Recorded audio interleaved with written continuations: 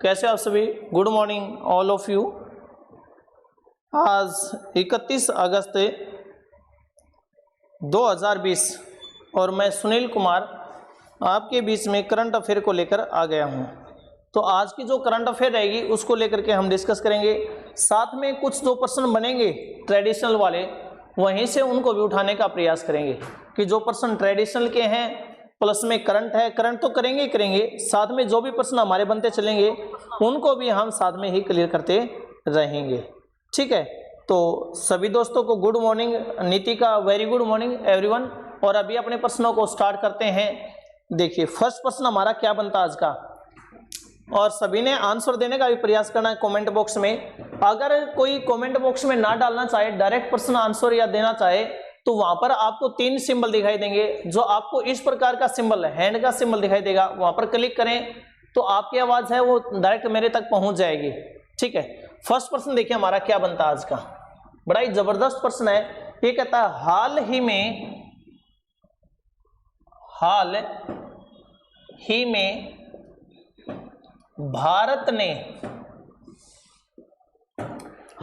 में भारत ने किस देश के साथ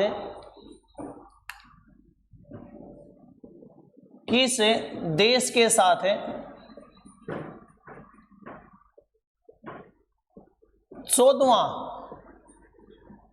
रक्षा शिखर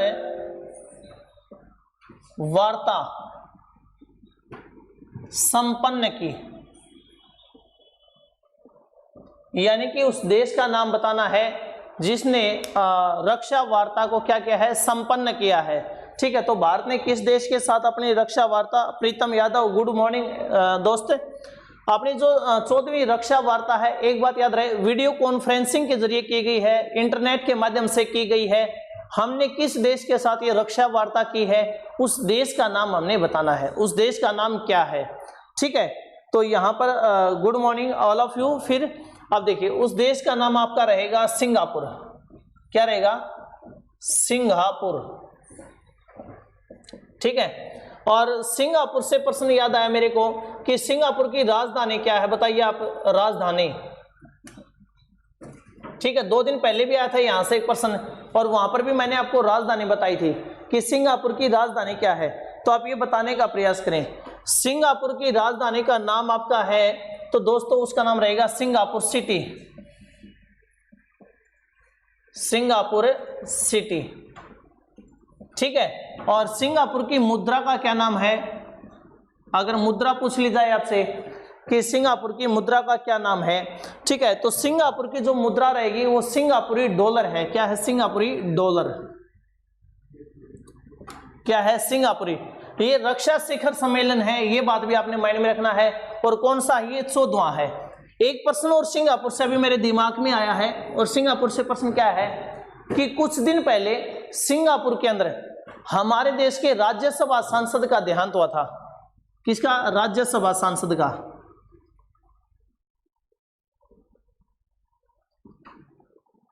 राज्यसभा सांसद का देहांत हुआ था।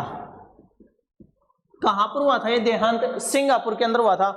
उस राज्यसभा सांसद का क्या नाम था? ठीक है ना, कि उस सांसद का नाम क्या था, ये भी आपने बताना है। तो सांसद का नाम था अमर सिंह। और ये कौन सी पार्टी से थे? समाजवादी पार्टी से थे। ठीक है, उनकी रिक्त हो गई थी और अब उसके चुनाव की घोषणा है वो नहीं कर दी गई है। एक अभी हमारा ना थल सेना का, कौन सी सेना का? थल सेना का। रक्षा से ही बात आई है तो माइंड में रहे, थल सेना का युद्ध अभ्यास होना था अभी, युद्ध अभ्यास। और भारत ने उस युद्ध अभ्यास में जाने से मना कर दिया। कि कहां पे होना था? रूस के अंदर होना था। कहां पर होना था? रूस के अंदर। कौन से देश इस युद्ध अभ्यास के अंदर भाग लेने जा रहे थे? तो ये अपने माइंड में रखना है। रूस था, भारत था, चीन और पाकिस्तान। और भारत ने कल क्लियर कर दिया है, भारत ने कल साफ कर दिया है कि इन 2 देशों के साथ आज हमारी तनातनी चली हुई है, इनके साथ हम युद्ध अभ्यास नहीं करेंगे। तो भारत इस युद्ध अभ्यास से बाहर आ गया है। रूस, चीन और पाकिस्तान ये युद्ध अभ्यास करने जा रहे हैं। ये भी आपने माइंड में रखना है, ठीक है ना। अगला प्रश्न देखिए, कितना जबरदस्त प्रश्न है। भारत का अभी योगी कुछ बोलना चाहते हैं, तो दोस्त बोलिए, क्या समस्या आपकी? योगी टाइमिंग क्या रहेगी? सर टाइमिंग 10 बजे की थी, पहले नोटिफिकेशन आपके पास पहुंच गया था, मैं भी। ठीक है सर। ठीक है ना, आपने नोटिफिकेशन नहीं देखा था क्या? ना सर, नोटिफिकेशन नहीं देखा था अभी। हाँ तो देख लेंगे सर। ठीक है, तो 1 घंटा पहले आपके पास मैसेज पहुंच चुका था, ठीक है ना। तो चलो दोस्तों आगे देखते हैं। भारत का प्रथम अंतरराष्ट्रीय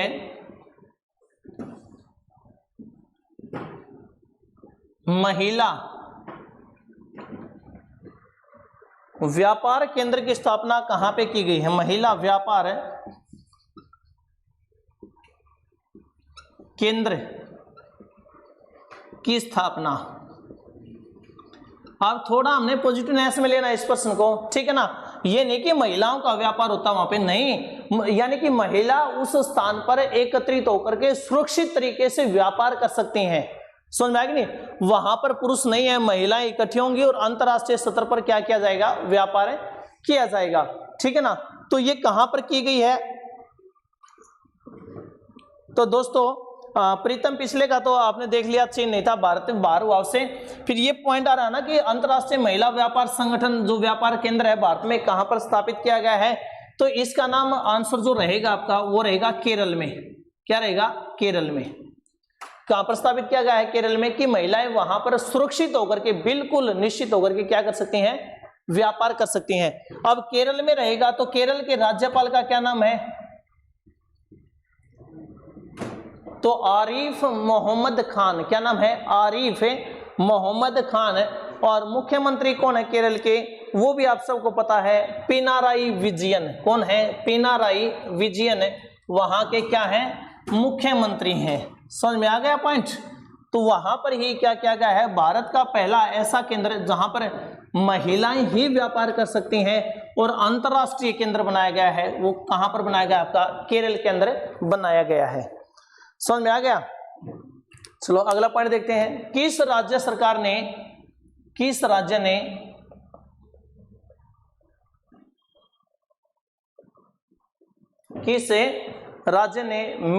मेजर ध्यानचंद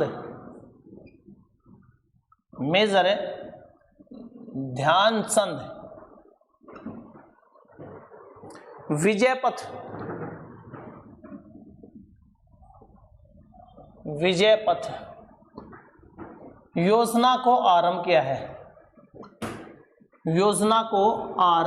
है? 29 तारीख को तो हमारे देश में हमने क्या मनाया था? राष्ट्रीय खेल दिवस को मनाया था। और जब राष्ट्रीय खेल दिवस को मनाया गया किसके नाम पे? मेजर ध्यानचंद के नाम पे। तभी एक राज्य ने मेजर ध्यानचंद विजय पथ आरंभ किया है। क्या आरंभ किया है? मेजर ध्यानचंद विजय पथ आरंभ किया है। यानी कि जो धावक हैं, जो रेस मारते हैं, उन बच्चों के लिए बहुत सारी सुविधाएं इसके माध्यम से देने का प्रावधान किया है। उस राज्य का नाम आपका क्या रहेगा? तो इसका जो उत्तर रहेगा दोस्तों वो रहेगा उत्तर प्रदेश। उत्तर प्रदेश के द्वारा ये आरंभ किया गया है।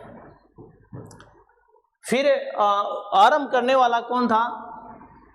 तो इनके उप मुख्यमंत्री ने आरंभ किया। किसने? उप मुख्यमंत्री ने आरंभ किया है। ठीक है। और जो उप मुख्यमंत्री ने आरंभ किया तो उनका नाम क्या है? केशव प्रसाद मौर्य।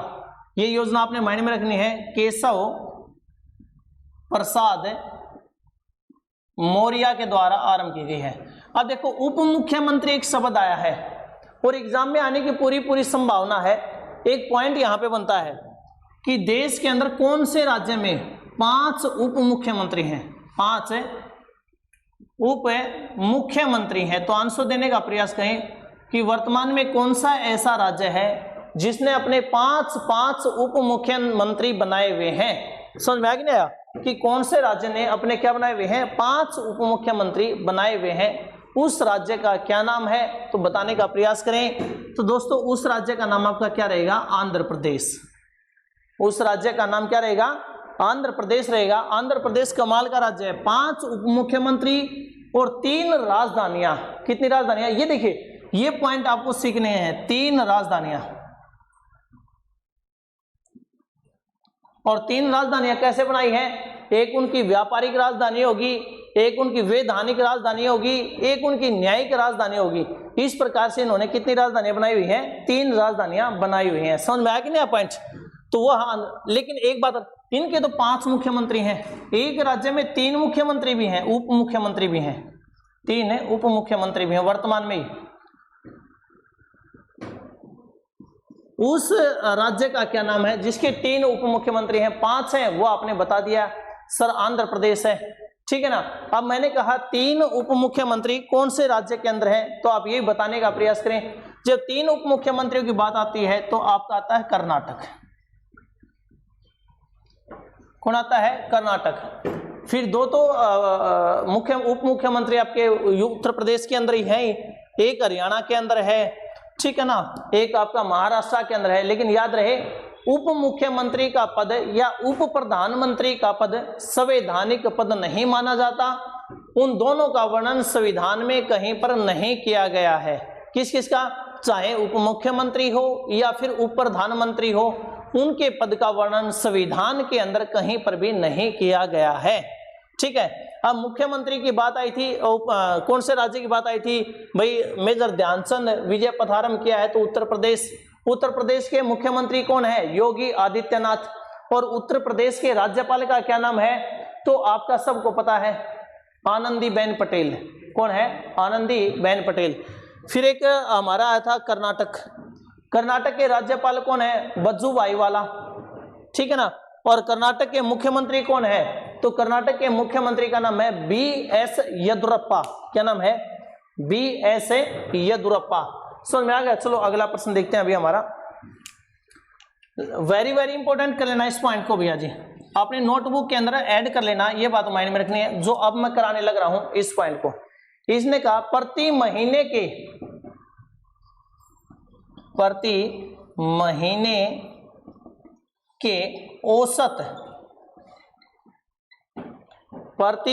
के औसत वेतन के मामलों में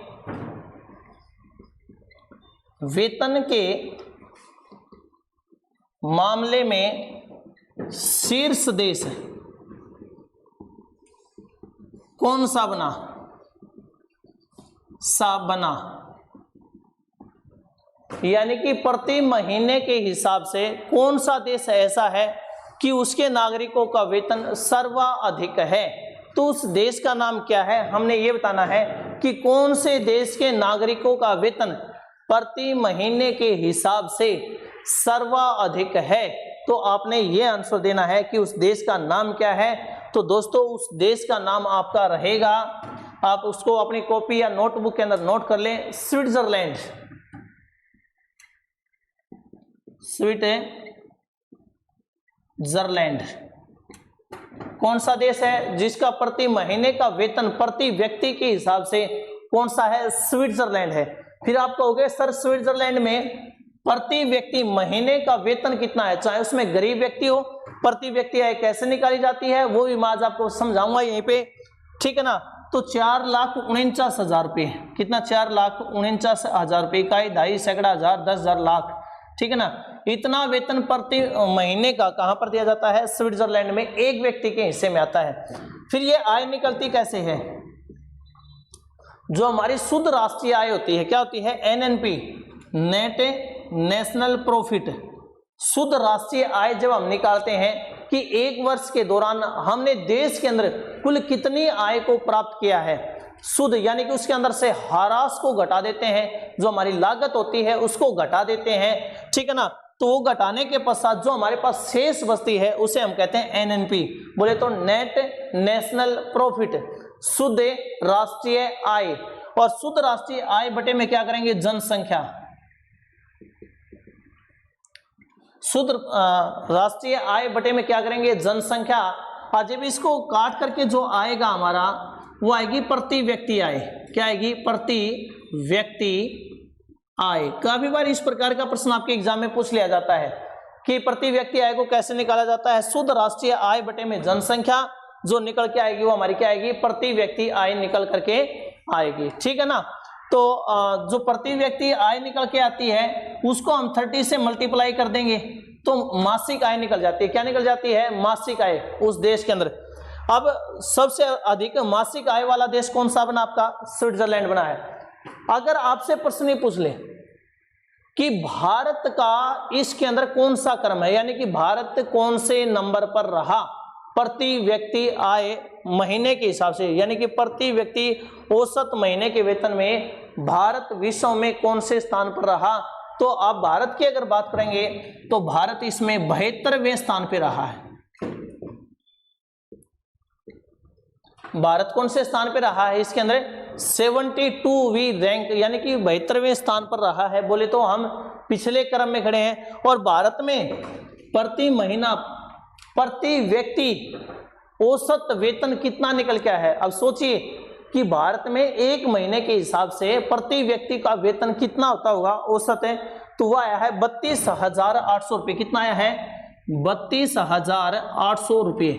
अभी आपका दिमाग फिर खराब हो गया हुआ, और दिमाग खराब क्यों हुआ कि सर प्रति व्यक्ति बोले तो एक परिवार के अंदर अगर 4 सदस्य हैं तो हम कितने से मल्टीप्लाई करेंगे, 4 मल्टीप्लाई बाई 32,800।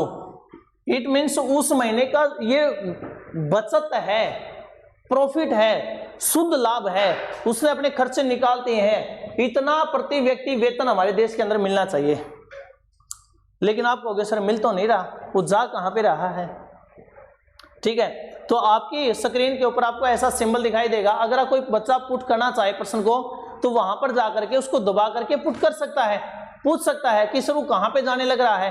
तो मैं आपको बताता हूं, याद रहे जब औसत मासिक आय निकाली जाती है या प्रति व्यक्ति आय निकाली जाती है या शुद्ध राष्ट्रीय आय निकाली जाती है या फिर हमारा जीडीपी को निकाला जाता है, ग्रोस डोमेस्टिक प्रोडक्ट को निकाला जाता है, या जीएनपी को निकाला जाता है, ठीक है ना, या एनएनपी को निकाला जाता है, उसके अंदर पूरे देश को एक साथ शामिल किया जाता है। उसके अंदर आपका अडानी भी है, उसके अंदर आपका अंबानी भी है, उसके अंदर आपका धीरू भाई भी है, उसके अंदर आपका घनश्याम बिड़ला भी है, उसके अंदर आपका प्रेम जी भी है। समझ में आया कि नहीं आया? उन सब को शामिल किया जाता है। और उसके अंदर एक ऐसा व्यक्ति भी है जिसके पास खाने के लिए कुछ नहीं है। इट मीन्स जनसंख्या हमारी और आय बताने की जरूरत नहीं है, अभी आपको किसकी रहेगी, ठीक है ना। अडानी अंबानी सब बैठे हैं। अगर औसतन देखा जाए तो उनकी भी इतनी है, और एक गरीब से गरीब व्यक्ति के प्रति व्यक्ति की मासिक आय भी इतनी है। लेकिन वो आय जा कहां पे रही है ये आपको अच्छे से समझ में आ गया होगा। मैं भी तो यस या नो तो आप मुझे बता सकते हैं समझ में आया कि नहीं आया। तब तक आप सिंबल दोगे तब तक मैं थोड़ा पॉइंट और बता देता हूं स्विट्जरलैंड को लेकर के, ठीक है ना। स्विट्जरलैंड विश्व का एकमात्र ऐसा देश है, स्विट्जरलैंड विश्व का एकमात्र ऐसा देश है जहां पर प्रत्यक्ष लोकतंत्र है। यह बात आपने माइंड में रखनी है। कैसा लोकतंत्र है? प्रत्यक्ष लोकतंत्र है, प्रत्यक्ष लोकतंत्र है। बड़ा जबरदस्त पॉइंट है, ये भी समझने का है। अगर समझ में आपको आ रहे हैं पॉइंट तो आप मुझे सिंबल दे करके बता सकते हैं, कमेंट बॉक्स में कमेंट डाल के बता सकते हैं, ठीक है ना। आपकी प्रतिक्रियाएं आना जरूरी है। अगर मैं डीपली जाने लग रहा हूं तो भी आप मुझे बोल सकते हैं कि सर थोड़ा लाइटली लीजिए। अगर आपने थोड़ा और अंदर जाना है तो भी आप बोल सकते हैं कि सर हमें और आगे चलना है और आगे तक जाना है। ठीक है प्रीतम यादव, थैंक यू दोस्त। अभी देखिए प्रत्यक्ष लोकतंत्र क्या होता है। प्रत्यक्ष लोकतंत्र का अर्थ यह है कि वहां पर अपनी तरह वोट नहीं डाले जाते। लोकतंत्र तो आपको पता है जनता का, जनता के लिए, जनता के द्वारा। जैसे कि इब्राहिम लिंकन ने कहा था, यहां पर पब्लिक इकट्ठी होती है, ठीक है ना, अलग अलग दायरों में इकट्ठी होती है, और जो कैंडिडेट होते हैं उसके पक्ष में बोल देते हैं कि हम इसकी तरफ हैं। को जो जिसकी तरफ जाता है वो उसी के सामने इकट्ठा हो जाता है जाकर के, क्योंकि पॉपुलेशन थोड़ी है और इनके 5 या 6 चरणों में चुनाव किए जाते हैं कि अलग अलग क्षेत्रों में इकट्ठे होते हैं। भाई आज वहां पर वोटिंग होनी है तो उस क्षेत्र के व्यक्ति वहां पर जाकर पहुंच जाएं, ठीक है ना, और डायरेक्टली बोलते हैं कि हाँ जी जो है ना कि हम इस व्यक्ति के पक्ष में हैं। अपनी तरह नहीं है कि पर्दा लगा हुआ और पीछे से किसी का वोट डाला है, बाहर निकल के जो भी मिला उसी को बोल देते हैं ना जी देखो मैं तो आपका ही डाल के आया हूँ, दूसरा मिला तो दूसरे का डाले, है, दाल की जिसका खाना पता नहीं किसका डाल के आए। लेकिन वहां पर क्या होता है कि व्यक्ति प्रत्यक्ष रूप से शामिल होता है चुनाव प्रक्रिया के अंदर, स्वयं भाग लेता है चुनाव प्रक्रिया के अंदर, और वहां पर जो चुनाव होता है वो 2 वर्ष के लिए होता है। आपका दिल्ली पुलिस के अंदर तो इतनी बारी प्रश्न पुट किया गया है, ठीक है ना, कि वहां पर जो राष्ट्राध्यक्ष का चुनाव होता है कितने वर्ष के लिए होता है? 2 वर्ष के लिए होता है। यानी कि प्रति 2 वर्ष के पश्चात वहां पर क्या होता है? चुनाव होता रहता है। कहां पर?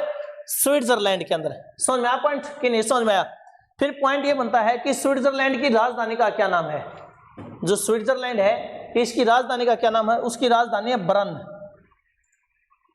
क्या नाम है? बर्न राजधानी है स्विट्जरलैंड की। क्या नाम है? बर्न। और मुद्रा क्या है? Swiss franc. क्या नाम है मुद्रा का? स्विस फ्रैंक है। किसकी मुद्रा? स्विट्जरलैंड की। और स्विट्जरलैंड एक ऐसा देश है जो पूर्णतः पहाड़ियों का देश है। कैसा देश है? पहाड़ियों का देश है। वहां पर कृषि नहीं होती है, ठीक है ना। पहले तो जो स्विट्जरलैंड को जाना जाता था ना, वो किस लिए जाना जाता था? क्योंकि वहां के जो व्यक्ति हैं, वहां की जो व्यवस्था है वो ऐसी है कि ब्लैक मनी को छिपाने के लिए जानी जाती है, ठीक है ना। जो काला धन जो विश्व के अधिकांश व्यक्ति होते हैं जमा कराते हैं, कहां पर जाकर के? स्विट्जरलैंड के अंदर, ठीक है ना। ब्लैक मनी के लिए जाना जाता है। लेकिन उनकी व्यवस्थाएं इतनी जबरदस्त हैं कि देखिए वो आय में कहां पर पहुंच गए हैं। वहां पर एक फसल का उत्पादन नहीं किया जाता, पूरा पहाड़ियों का देश है, भेड़ बकरी पाली जाती हैं, उसके बावजूद इतनी प्रगति करने लग रहा है, ठीक है ना। विश्व में पृथ्वी का स्वर्ग कहा जाता है स्विट्जरलैंड को। Clear point. चलो आगे बढ़ते हैं अभी दोस्तों। IOC का हेड ऑफिस कहां पर है? इंटरनेशनल ओलंपिक काउंसिल, यही ना। प्रीतम यादव एक बार इसको डिफाइन करना, इसी का पूछ रहा है क्या? एक बार नीचे थोड़ा डिफाइन कर देना, इसी का पूछ रहा है क्या? दूसरा पूछ रहा है कोई? क्योंकि मैं इकोट्रम में ना घुस जाऊं फिर अंदर।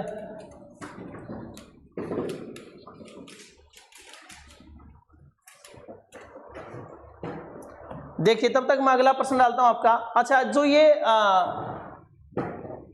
जारी किया गया आंकड़ा कि कौन सा देश कितने क्रम पे चलने लग रहा है, ये पीकोड हैक picode.com उसके द्वारा जारी किया गया है। अगला देखिए, WHO ने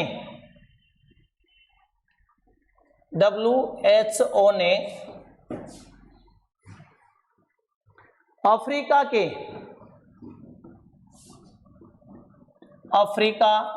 के इस पॉइंट को भी आप वेरी वेरी इंपॉर्टेंट कर लेना भैया जी, काफी महत्वपूर्ण प्रश्न बना ये भी आपका। अफ्रीका के किस देश को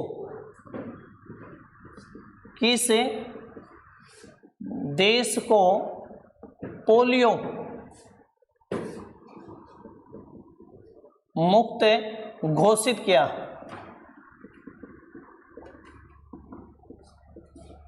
अफ्रीका के किस देश को क्या किया है? पोलियो मुक्त घोषित किया है। क्या घोषित किया है?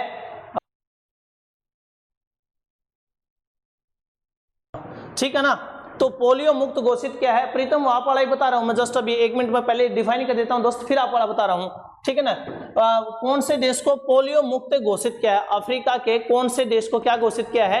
पोलियो मुक्त किया है। एक पॉइंट तो आपने माइंड में रखना है, अफ्रीका महाद्वीप पहला ऐसा महाद्वीप बन गया है जो पूर्ण रूप से पोलियो मुक्त हो गया है। एक देश बचा हुआ था, वो भी हो गया जी पोलियो मुक्त, ठीक है ना। तो अफ्रीका महाद्वीप पूर्णतः पोलियो मुक्त हो गया जी, पूर्ण रूप से पोलियो मुक्त हो गया है। अब वो देश कौन सा है, ठीक है ना, वह देश है कौन सा जो पोलियो मुक्त किया गया अफ्रीका का?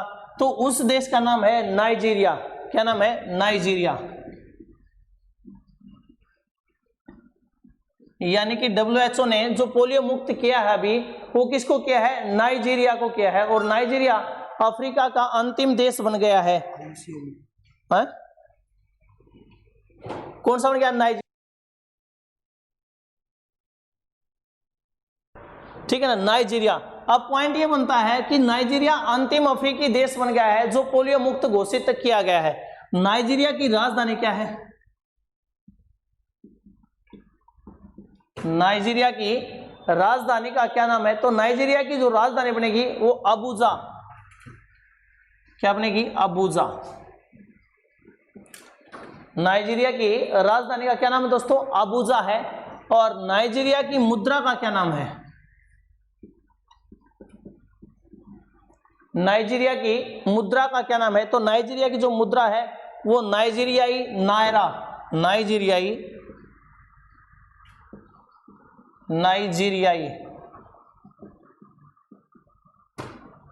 नायरा, ठीक है ना। यानी कि पूरा का पूरा जो अफ्रीका है वो क्या हो गया है? आपका मुक्त हो गया है, ठीक है।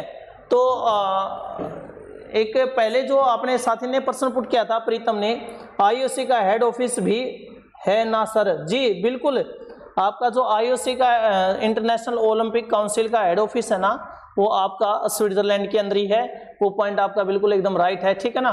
कि मैं अगले प्रश्न की तरफ निकल गया था, उसमें कोई डाउट है नहीं, वो स्विट्जरलैंड में ही आपका, ठीक है। तो ये पॉइंट मैंने डाला है और ये पॉइंट भी आपका वेरी वेरी इंपॉर्टेंट रहेगा कॉम्पिटिशन एग्जामों में से। दोनों प्रश्न अभी मैंने बैक टू बैक डाले हैं, दोनों ही प्रश्न बड़े जबरदस्त हैं, ये आपने माइंड में रखना है। अगला पॉइंट देखिए, अगला प्रश्न ये कहता है एकलव्य अवार्ड, एकलव्य अवार्ड, कौन से अवार्ड की बात चलने लग रही है? एकलव्य अवार्ड से सम्मानित हाल ही में किसे कहा गया है? अवार्ड से सम्मानित किसे किया गया है?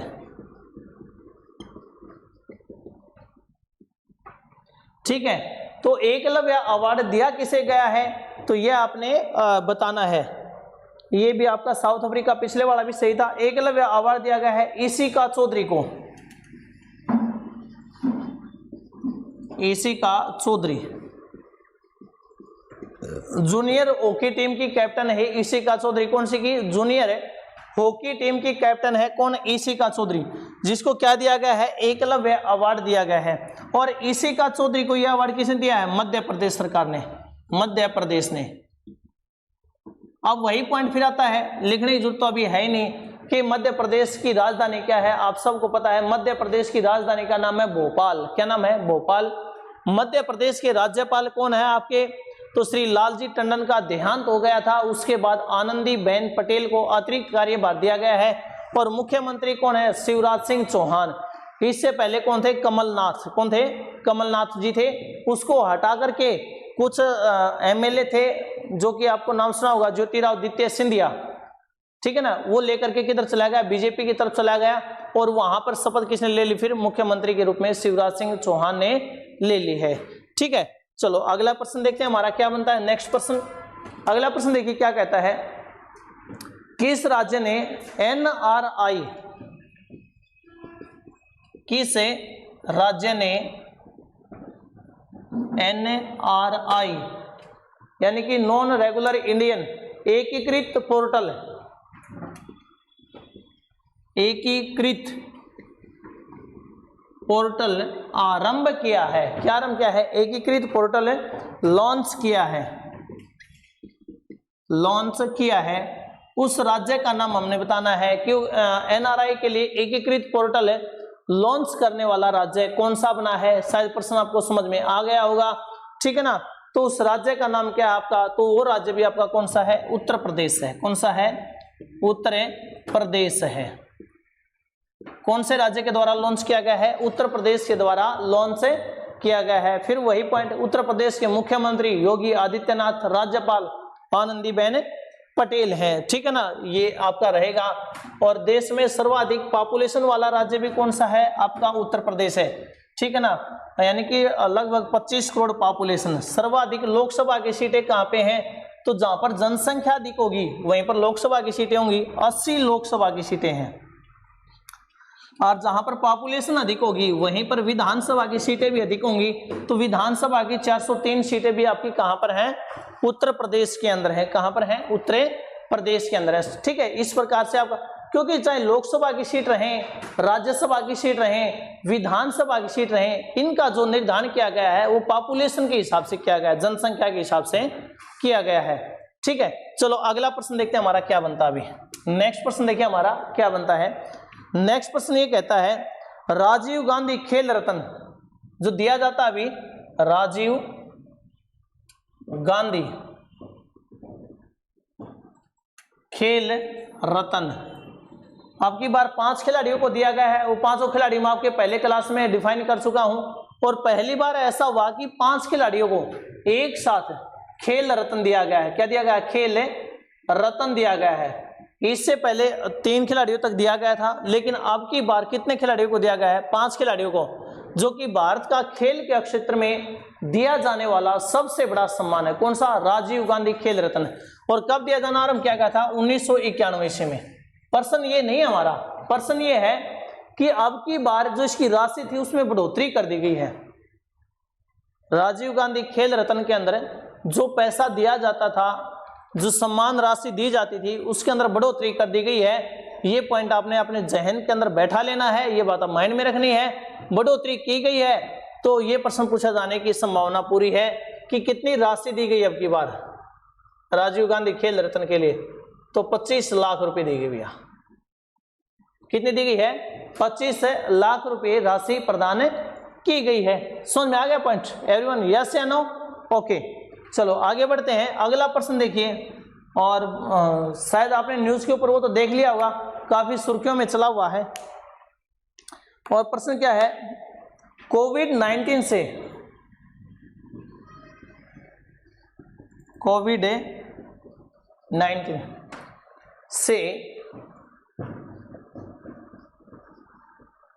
हाल ही में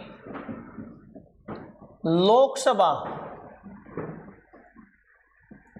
के किस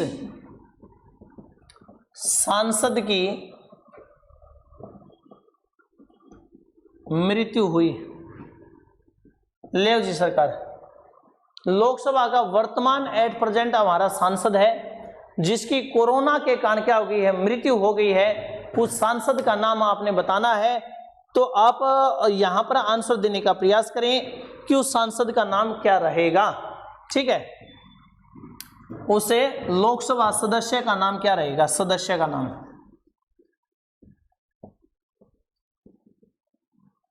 ठीक है, लोकसभा सदस्य का क्या नाम है? तो अभी तक कमेंट किसी का देखने को मिला नहीं है। एच बसंत कुमार है। एच बसंत कुमार, जिसकी क्या हुई है? कोविड-19 के कारण क्या होगी? डेथ हो गई है। फिर आप कहोगे सर जी ये कौन से राज्य से है एच बसंत कुमार? तो ये है आपका तमिलनाडु से। तमिलनाडु से है।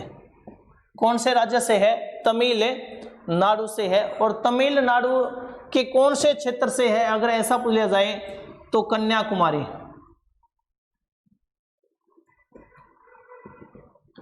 तमिलनाडु के कौन से क्षेत्र से आता है? ये कन्याकुमारी से आता है, जिसकी अब जो अपना संसद का सत्र चला था ना, इसने ये कहा था कि कोरोना महामारी को आप सामान्य मत लो। जब बोलने लग रहा था तो बीच में इसके समय को रोक दिया गया था क्योंकि लंबा चला गया था और इसको बैठा दिया गया था। अब देखिए, जिस व्यक्ति ने सबसे ज्यादा हंगामा मचाया था कोरोना महामारी को लेकर के संसद में, ठीक है, उसी व्यक्ति की उस बीमारी के कारण क्या हो गई है? मृत्यु हो गई है। तो इसको काफी दुख प्रकट किया जा रहा है। भाई ऐसा नहीं होना चाहिए था। काफी अच्छा इंसान ही बताया जा रहा है। वो तो मरने के बाद हर कोई अच्छा हो जाता है। बाकी हम कभी इससे मिले नहीं व्यक्तिगत रूप से। तमिलनाडु के मुख्यमंत्री का क्या नाम है अगर ऐसा प्रश्न पूछ लिया जाए तो सबको पता है के पलानीसामी। क्या नाम है? के पलानीसामी। और राज्यपाल कौन है तमिलनाडु के?